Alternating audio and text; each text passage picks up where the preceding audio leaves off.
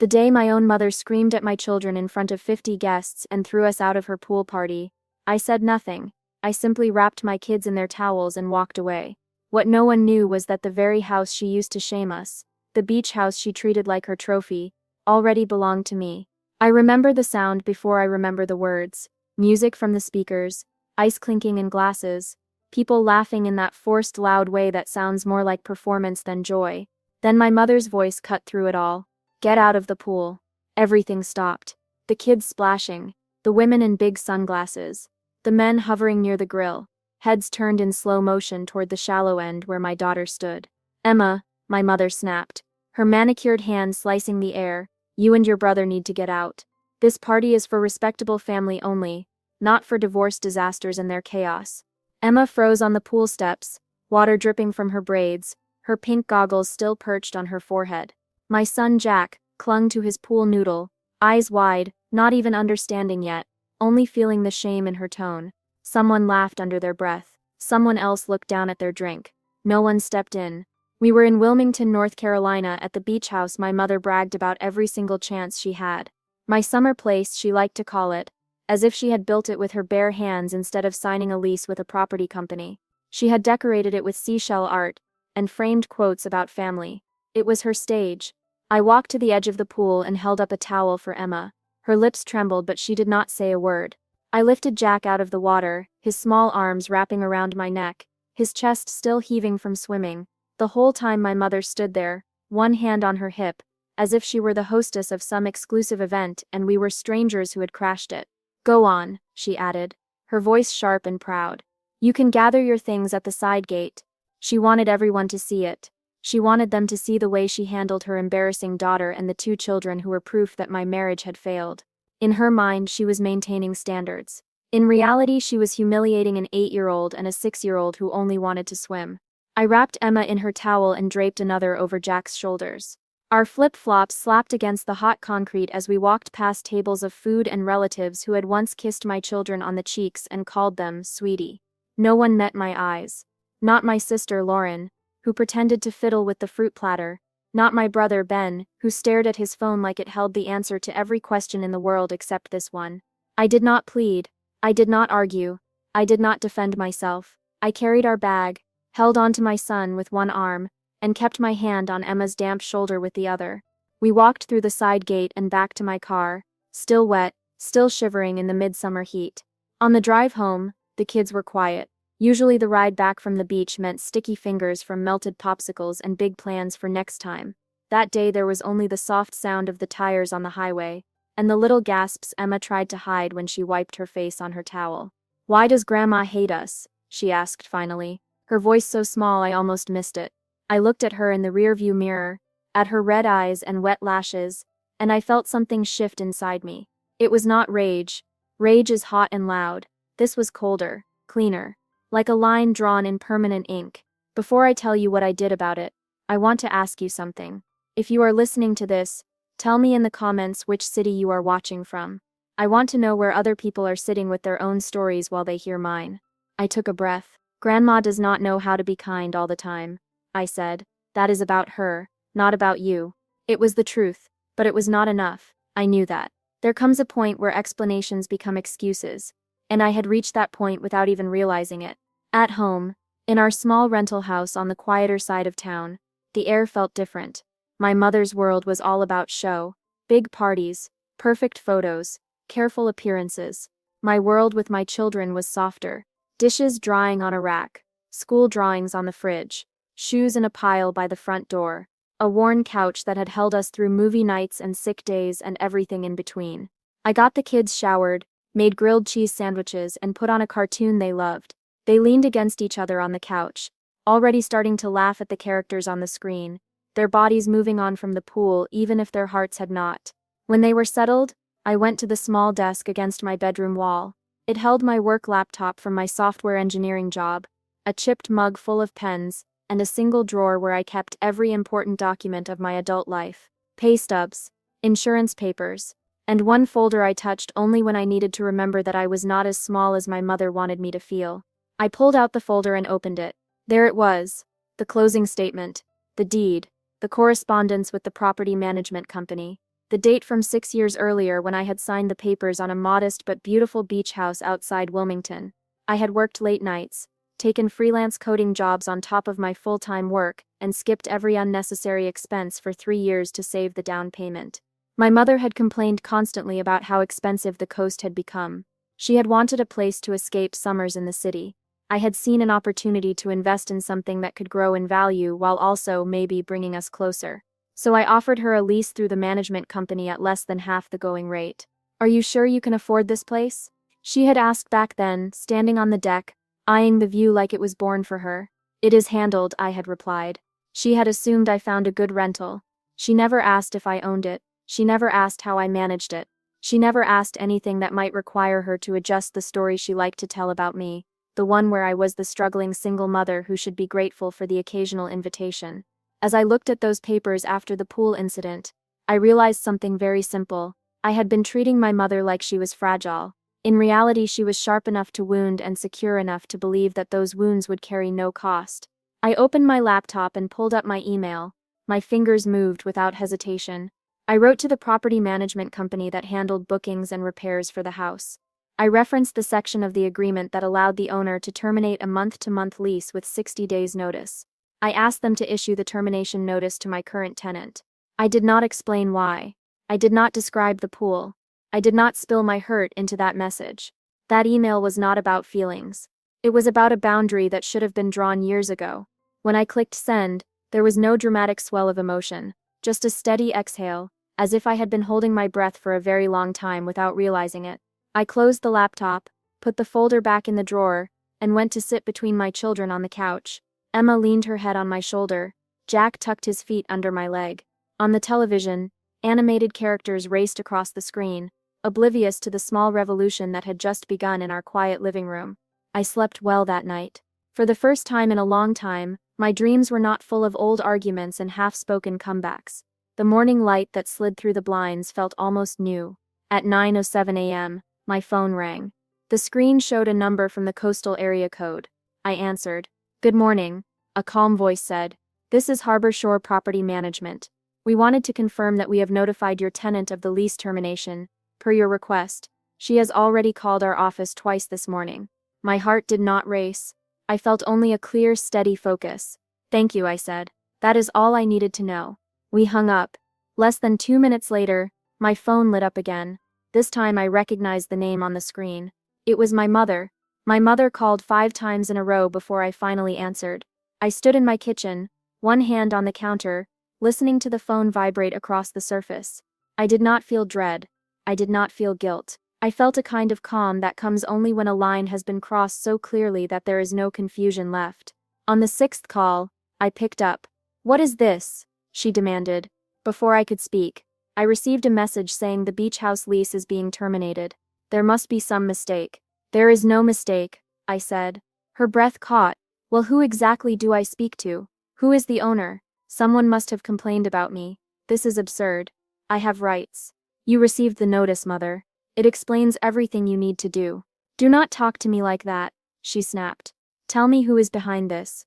"I have to take the kids to school," I said calmly, and I ended the call.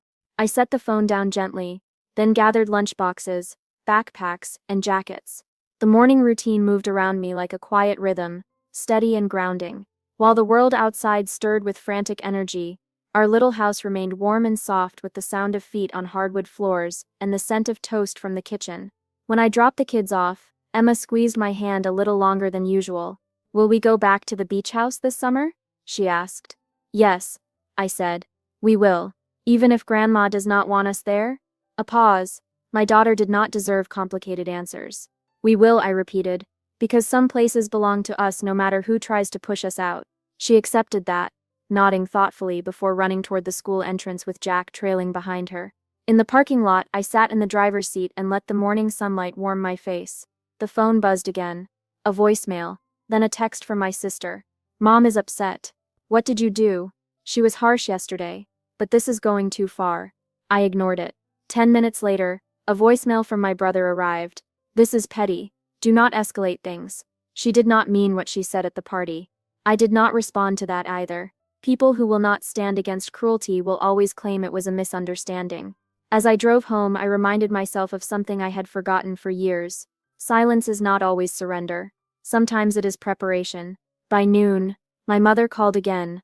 I stared at her name on the screen before accepting it. Her voice was unsteady, a tone I had rarely heard. "Please call me back," she said, breath hitching. "I cannot find another place on the coast. Everything is already booked. I do not understand why this is happening. Please, Sadie." She was frightened, not remorseful, not reflective, simply frightened because her comfort was threatened. I ended the call without replying. For the next week, messages arrived daily, some pleading, some angry, some dramatic enough to rival the kind of scenes she used to stage at holidays whenever the attention slipped away from her. What none of them included was an apology to my children. Not one mention of Emma standing frozen on the pool steps. Not one acknowledgement of Jack shaking in my arms. None of it. When people show you the scale they measure love by, you do not forget the numbers. 9 days after the pool incident, an official email from the housing board arrived. My mother had filed a complaint. She claimed the lease termination was wrongful. She demanded a hearing. A part of me expected it. Another part still felt the faint sting of disappointment. She truly believed she could weaponize a process meant to protect tenants from predatory landlords while conveniently ignoring the fact that I had given her the lowest rate available in the entire coastal district. Still, I replied to confirm attendance. The morning of the hearing arrived crisp and clear. I drove the kids to school, kissed the tops of their heads, and promised them pasta for dinner. They ran into the building without fear, unaware of the storm gathering elsewhere. At the municipal center, the parking lot was mostly empty. A few people stood near the entrance clutching folders or envelopes. I walked inside and checked in at the front desk. The clerk pointed me toward hearing room 2B. The room was plain. Beige walls, fluorescent lights, a long table for complainants, another for respondents. It was the opposite of dramatic, almost intentionally dull, as if the building wanted to make conflict feel boring. The hearing officer, a woman in her early 50s with neatly pinned hair, sat at a raised desk reviewing papers. She nodded to me politely as I took my seat at the respondents' table. I placed my folder in front of me. Inside were the documents I had lived with for years: the deed, the management agreement, the rental receipts, a few printed messages from guests and neighbors who had reached out after the pool incident to check on the children. I did not want to use any of it as a weapon. I had simply learned that truth sometimes needs paper behind it. The door opened sharply. My mother entered first, wearing a tailored blazer she saved for days she wanted to feel superior. Her heels struck the linoleum with impatient clicks. Behind her walked a lawyer in a charcoal suit, holding a leather portfolio. I watched her eyes scan the room. When she saw me sitting on the respondent's side, she stopped walking. "What are you doing over there?" she asked, her voice rising. "Why are you on that side? You are not the landlord." The clerk stiffened. The officer looked up. "Miss Monroe," the officer said evenly, "please take your seat. The hearing will begin shortly." My mother ignored her. "Why is she sitting there?" she demanded again, pointing at me with a trembling hand. "She is the one who caused all of this trouble. She is not the owner." The hearing officer glanced at the file in front of her. "According to the documents submitted," she said calmly, "Miss Sadie Morton is listed as the property owner. She is the respondent." The silence that followed did not feel like stillness. It felt like the moment a storm breaks without thunder, only a sudden, unexpected shift in pressure. My mother's face drained of color. "That is not possible," she said, her laugh thin and cracking. "She does not own property. She can barely afford her rent." The officer raised an eyebrow. "The deed on file is verified." I opened my folder and slid a copy of the purchase document forward. No flourish, no triumph, just truth placed gently on the table between us. Her lawyer inhaled sharply. My mother stared at the papers, blinking, as if the truth might change if she looked long enough. "Begin when ready," the officer said. And I did. I began with facts, not emotion. Emotion had never moved my mother. Facts, however, left no room for her revisions of reality. "The gathering she references," I said, "took place at my property. My mother hosted a party with more than 50 guests without notifying me. She then removed my minor children from the pool in a manner that was publicly humiliating and unwarranted. After that incident, I exercised my right as the property owner to end a month-to-month lease. I did not raise my voice. I did not let it shake. My words were steady, measured, grounded. The hearing officer listened carefully and asked me to submit the printed witness statements. I slid them forward without looking at my mother. When her lawyer began speaking, I watched my mother instead. Her fingers gripped her portfolio so tightly that her knuckles turned white. The smooth confidence she wore so easily at social events was nowhere to be found. Her lawyer argued that the termination was retaliatory.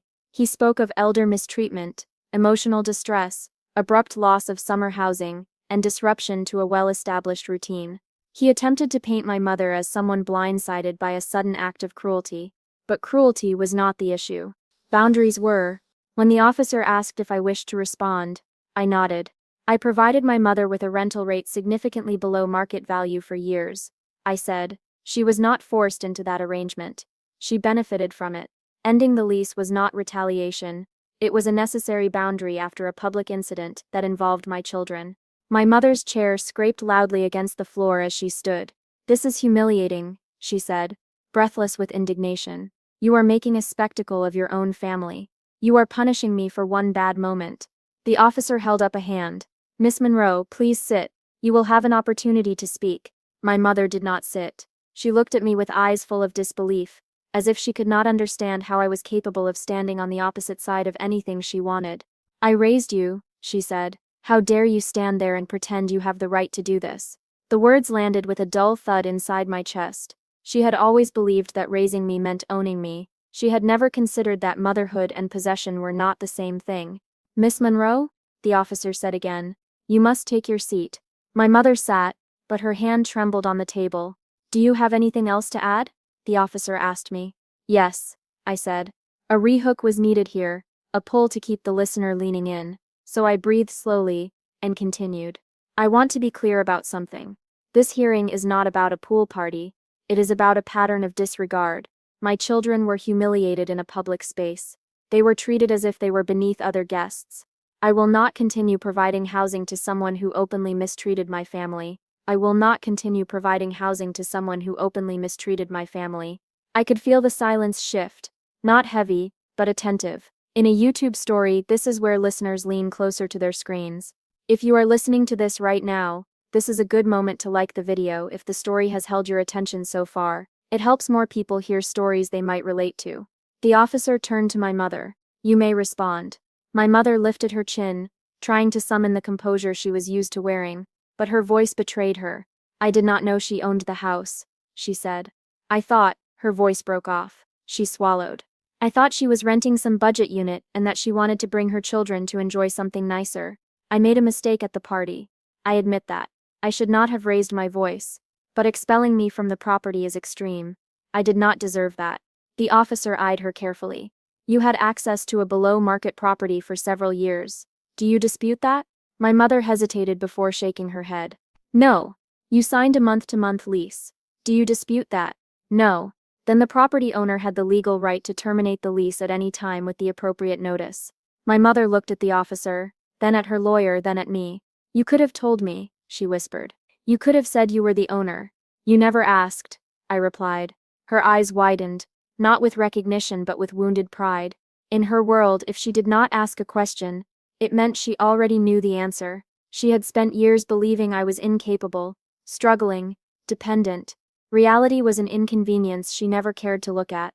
The officer closed the file. "The complaint is dismissed," she said. "The termination stands." There was no dramatic bang of a gavel, just a sentence spoken in a clear, even tone, the kind of tone that settles truth into the room like dust, undeniable and quiet. The hearing ended. People stood, papers rustled. The lawyer snapped his portfolio shut, whispering something urgent to my mother. She ignored him and hurried toward me as I reached for my bag. "You have made a fool out of me," she said in a low voice. "In front of strangers. In front of officials. In front of everyone." "No," I said. "You did that on your own. You betrayed me," she whispered. I shook my head.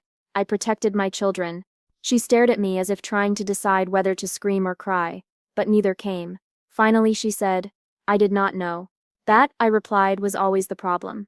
I walked past her, down the corridor, and out of the building. The sunlight outside felt different, not brighter, but cleaner, as if something heavy had finally lifted. That afternoon, the property management company confirmed the final move-out date, 2 weeks. I did not drive by the house. I did not check on anything. I did not need to. Some closures do not require witnesses. 2 weeks later, I received an automated notification. The keys had been returned. The inspection had been completed. The house was ready for new bookings. Within 3 days, every summer weekend had been reserved. The money from the bookings went directly into 2 new savings accounts, one with Emma's name and one with Jack's. I did not tell them the full story. Children deserve safety before they deserve details. On a quiet Saturday when the house was empty between guest stays, I took the kids to the coast. They ran through the rooms like they always had, but this time they were lighter. Emma dipped her fingers into the pool and turned toward me. "It feels different now," she said. She was right. The house felt open in a way it never had when my mother occupied it. The sunlight that poured through the windows no longer hit the edges of her staged decor. The air felt quieter, less tense. Emma and Jack wandered from room to room with the easy confidence of children who finally understood they belonged somewhere. They splashed in the pool again, laughing without watching over their shoulders. No orders, no raised voices, no judgment. They chased each other along the deck, and the echo of their feet against the wooden boards felt like the first true reclaiming of space. Later that week, my sister called. "Mom said you humiliated her," Lauren said, her tone sharp. "You could have handled this differently." "How?" I asked. "You could have explained that you owned the house. You did not have to blindside her." "She blindsided her grandchildren," I said, "right in front of the entire family." Lauren exhaled loudly, annoyed that I refused to be the version of myself she preferred. Quiet, apologetic, endlessly patient. "She is your mother," she said. "She is also responsible for her actions. You are being dramatic." There it was, the word people use when a woman stops absorbing pain politely. "I will not discuss this further," I said, and ended the call. That evening, as I finished tidying up the kitchen, I thought about how often women are told to keep the peace, even when the cost is their own dignity. We are taught to make small allowances, then larger ones, until our lives revolve around avoiding someone else's temper. My mother had thrived on that dynamic. Not anymore. For a while life returned to normal. School drop-offs, work deadlines, dinner at the table, the quiet daily resilience of a home built on steadiness rather than spectacle. But then December arrived. It was a cold afternoon, the kind that dusted the roofs with frost and made the air feel sharp. I had just finished helping the kids decorate the small artificial tree we used every year when there was a knock at the door. When I opened it, my mother stood there. Her coat looked too thin for the cold. Her makeup was minimal, almost smudged. She looked smaller than I remembered, not in stature, but in certainty. For the first time in years, she did not look like a woman rehearsing her next grand entrance. She looked like someone who had lost the script. "May I come in?" she asked quietly. Emma peeked from behind my leg. Jack stood near the couch, gripping an ornament. "Yes," I said, stepping aside. She walked into the living room, and her gaze lingered on the tree, the handmade ornaments, the drawings on the wall. She had never understood this kind of life. Too simple, too unadorned, too real. She knelt down, not gracefully, but with effort, and looked at my children. "I need to say something to you," she said. Emma shifted her weight. Jack leaned slightly into me. My mother took a breath. "I am sorry. I spoke to both of you in a way that was unkind and unfair. You did nothing wrong. You were excited. You wanted to swim. I should have welcomed you. Instead, I hurt you. I am very sorry." There was no performance in her tone, no forced sweetness, no theatrical remorse, only a trembling sincerity that I had rarely heard from her. Emma nodded slightly. Jack moved closer to me but did not hide. My mother stood, turning to me next. "I owe you an apology too," she said. "I did not treat you with respect. I believed things about you that were not true because it made me feel safe. I was wrong." The room felt still.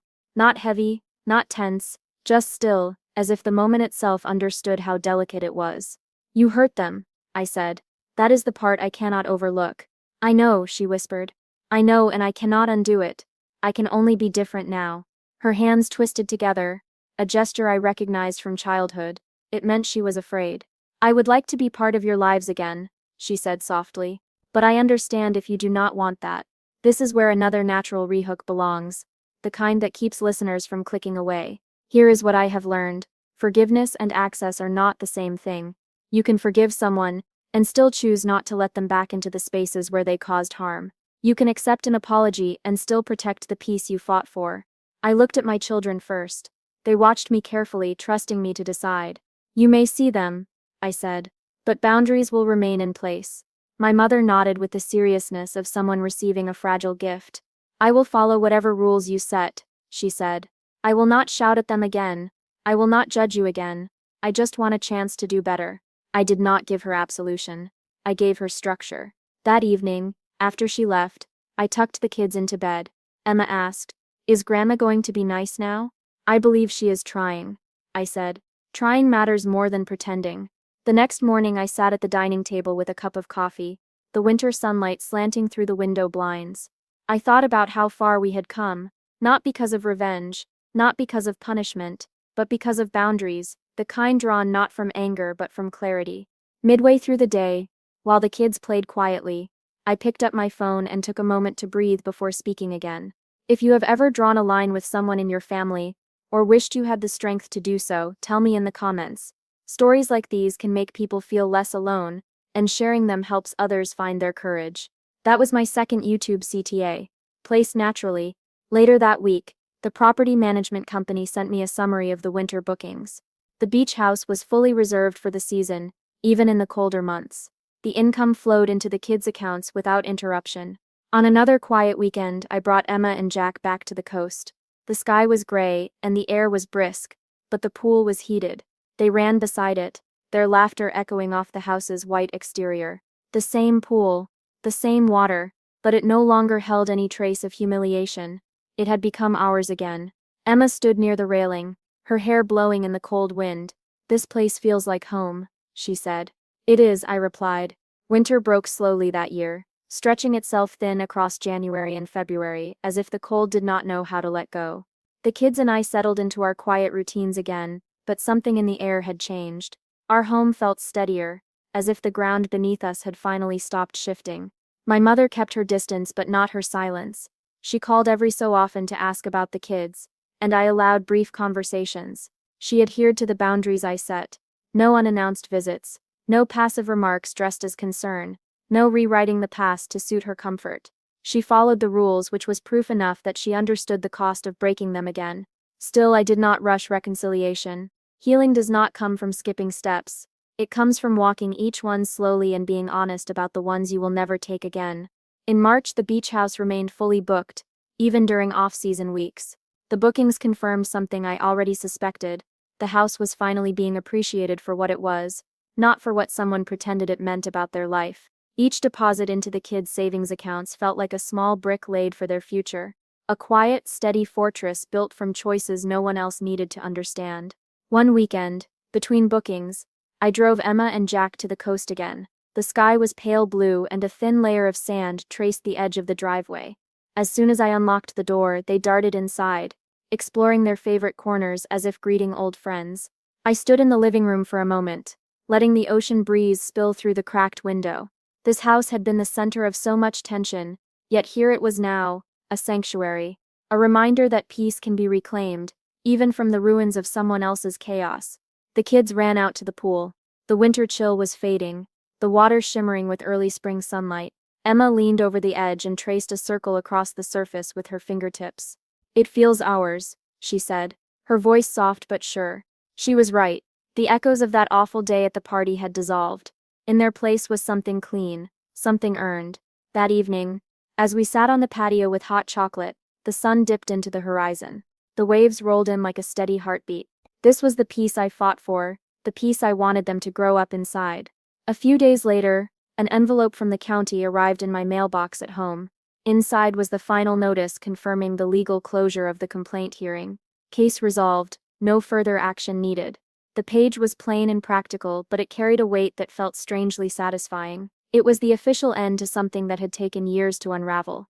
I set the paper down and let out a breath I did not realize I had been holding. That week, my mother called again. This time she did not sound frantic or defensive. She sounded older. "I want you to know," she said quietly, "that I have been thinking about the things I said to the children. I was wrong. I do not want my memory with them to be that moment." "It does not have to be," I said. "I am trying," she whispered. Trying did not erase anything, but trying mattered. It always had. I allowed the conversation to last longer than usual. We spoke about the kids, about small things, about nothing heavy. She did not ask about the house. She no longer needed to. She no longer tried to pretend it was hers by implication. It existed now as something clearly outside her control, and perhaps that boundary softened her. In early May, as the weather warmed, the kids' school hosted a family night. Parents filled the gym, children tugging them toward crafts and games. I stood with Emma and Jack near the snack table when I felt a familiar hand touch my arm. I turned and saw my mother. For a moment, the memories of that day at the pool flashed across my mind, but they did not sting the way they once did. They had lost their edge. "I am glad I could come," she said. "So am I," I replied. And it was true, not because I needed her approval, not because I missed her presence, but because the version of her standing in front of me now was someone who had finally begun to understand that love without accountability is not love at all. She spoke softly to the kids, and they answered her without fear. She did not overstep. She did not lecture. She simply stood with them, guiding them gently toward the coloring table. I watched her for a moment, not with suspicion, but with patience. Healing was not an overnight process, but this was a step, and sometimes that is enough. Later that night, after the kids fell asleep, I sat in the quiet living room with a blanket around my shoulders. The house was still except for the soft hum of the heater. I thought about the story we had lived through, the humiliation, the silence, the decision, the hearing, the reclaiming, the apology, and the peace. If you are still listening to this, if this story has brought something familiar to your heart, remember to like the video and subscribe. It helps not just this story, but stories like yours find their way to the people who need to hear them.